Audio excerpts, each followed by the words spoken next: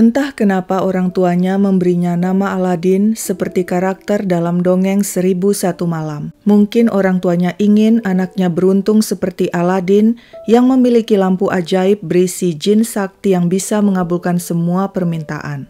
Yang pasti di kemudian hari, Aladin Banwali akan dikenal sebagai sosok yang punya kesaktian.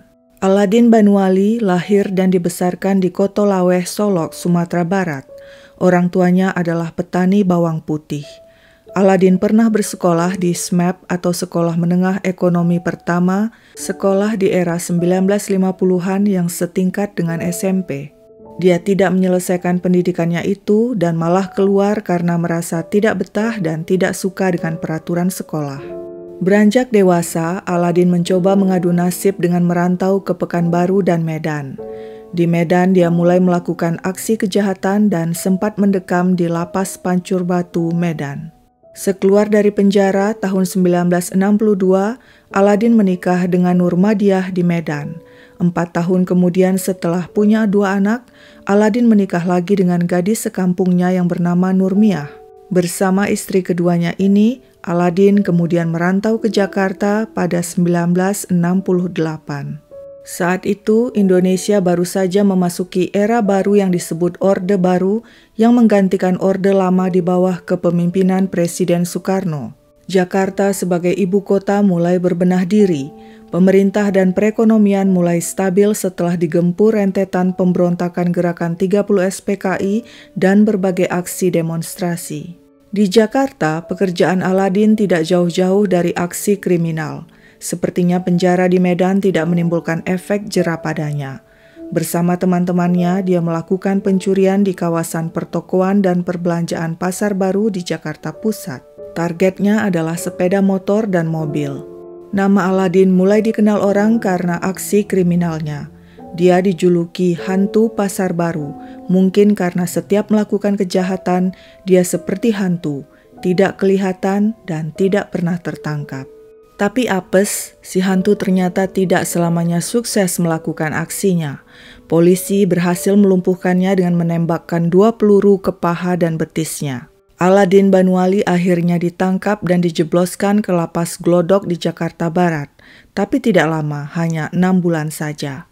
Sekeluar dari penjara, Aladin bingung. Dia tidak punya pekerjaan. Pendidikannya minim, keahlian juga tidak ada. Entah bagaimana caranya dan siapa koneksinya, tapi kemudian Aladin berhasil menemui Ali Sadikin, Gubernur DKI pada saat itu, yang juga adalah seorang purnawirawan TNI Angkatan Laut. Kepada Ali Sadikin, Aladin berterus terang tentang dirinya yang berstatus ex-napi dan pengangguran. Dia mohon untuk diberikan pekerjaan. Ali Sadikin, seperti yang dikutip oleh majalah Tempo, kemudian berkata, "Kalau kamu memang tobat, kamu saya beri pekerjaan, tapi kalau diulang lagi, saya sendiri yang akan menembak kamu." Ali Sadikin yang dilantik oleh Presiden Soekarno sebagai Gubernur DKI pada 1966 memang dikenal sebagai sosok yang blak-blakan, tegas, dan berani melawan arus. Jakarta saat itu butuh dana banyak untuk membangun. Ali Sadikin kemudian melegalkan perjudian dan menarik pajak dari kegiatan itu untuk membangun ibu kota. Sang gubernur juga bekerja sama dengan Ciputra dan perusahaannya PT Pembangunan Jaya dan berhasil merampungkan peremajaan Pasar Senen yang kotor dan berantakan menjadi proyek Senen dengan bangunan pertokoan yang lebih manusiawi bagi pedagang dan pembeli. Nah, disinilah di proyek Senen, Ali Sadikin memberikan pekerjaan pada Aladin Banwali. Tugasnya ikut mengamankan pertokoan di proyek Senen. Tugas itu dimulainya pada tahun 1970. Saat menjalankan tugasnya dalam kelompok pengamanan, Aladin punya prinsip aneh. Dia pilih kasih dan hanya berpihak pada pedagang-pedagang kecil dan orang-orang yang dianggapnya tidak mampu. Kalau terjadi pencurian atau perampasan terhadap pedagang kaya dan pembeli kaya di proyek Senen, dia akan membiarkan saja karena menganggap meskipun kecurian, orang-orang itu tidak bakalan melarat. Ketika Aladin bertugas di proyek Senen, Jakarta mulai memanas lagi. Mahasiswa mulai meneriakkan slogan-slogan anti-imperialisme yang kini menurut mereka hadir di Indonesia dalam wajah baru, yakni penanaman modal asing. Mahasiswa berdemo menolak kunjungan Perdana Menteri Jepang Kakuei Tanaka yang disambut Presiden Soeharto di Bandara Halim Perdana Kusuma pada 14 Januari 1974. Mahasiswa menentang arus investasi Jepang yang saat itu semakin besar di Indonesia. Mereka menganggap modal asing yang masuk ke Indonesia sudah berlebihan dan merupakan bentuk imperialisme baru. Keesokan harinya, tanggal 15 Januari 1974, mahasiswa melakukan long march dari kampus UI di Salemba menuju Universitas Trisakti di Jalan Kiai Tapa Grogol, Jakarta Barat. Sementara long march berlangsung, banyak massa yang ikut-ikutan bergerak dan kemudian terjadilah kerusuhan di beberapa titik, termasuk di kawasan Senen. Massa yang mengamuk kemudian membakar proyek Senen, termasuk gedung pertokoan yang baru saja dibangun. Kerusuhan itu dikenal sebagai Malari atau Malapetaka 15 Januari. Karena proyek Senen terbakar pada 1974, Aladin pun dipindahkan bertugas mengamankan Binaria Ancol. Saat itu Ancol menjadi kebanggaan Jakarta sebagai salah satu pusat hiburan dan rekreasi terlengkap. Tapi hanya 2 tahun Aladin bertahan menjadi petugas pengamanan di Binaria Ancol. Keinginan melakukan kejahatan kembali timbul. Bersama teman-temannya dia mulai merampok lagi. Sasarannya toko-toko emas di Pasar Jatinegara. Mereka berhasil menggasak 4 kg emas. Polisi pun kembali mengejarnya. Tapi meski jadi buronan, Aladin santai saja. Dia tidak pernah bersembunyi dan tetap bebas berkeliaran. Anehnya, polisi tidak bisa menemukannya. Aladin seolah tidak terlihat. Aladin Banuali baru bisa ditangkap setelah akhirnya dia menyerahkan diri secara sukarela pada polisi. Setelah disidang, Aladin divonis 5 tahun penjara atas aksi perampokan itu. Namun di persidangan terjadi hal luar biasa aneh. Saat itu, Aladin berdoa dalam hati, "Andai kata hukuman ini tidak adil, saya mohon agar Tuhan membebaskan saya dari tahanan dan keluar dari pengadilan ini dengan selamat." Dan doanya terkabul. Dia bisa melenggang keluar dari ruang persidangan tanpa seorang pun yang menghalanginya. Entah karena sosoknya tidak terlihat saat melenggang keluar, atau karena semua orang mendadak bengong terhipnotis. Tidak ada berita yang memastikan apa yang sebenarnya terjadi. Tapi yang pasti, besoknya koran-koran heboh memberitakan bahwa si pesakitan telah hilang seketika setelah divonis. Setelah melenggang bebas keluar dari persidangan, Aladin tidak membuang waktu. Dia kembali merampok toko-toko emas di Jakarta. Setelah merasa cukup, dia kembali ke kampungnya di Kotolaweh dengan membawa beberapa kilo emas hasil rampokan. Semuanya dia lakukan dengan terang-terangan tanpa merasa perlu bersembunyi. Entah kenapa polisi di Sumatera Barat dan DKI selalu gagal menangkapnya. Melihat hal itu, justru kakek Aladin yang gusar. Beliau kemudian minta cucunya untuk menyerahkan diri secara sukarela ke aparat. Aladin menurut dan berangkat ke Jakarta. Pada 7 Mei 1977, dia langsung menyerahkan diri kepada Kapolri Widodo Budidarmo dan segera dijebloskan ke Lapas Cipinang di Jakarta Timur. Setahun di Cipinang, Aladin rindu anak dan istri pertamanya Nurmadiah yang tinggal di Medan.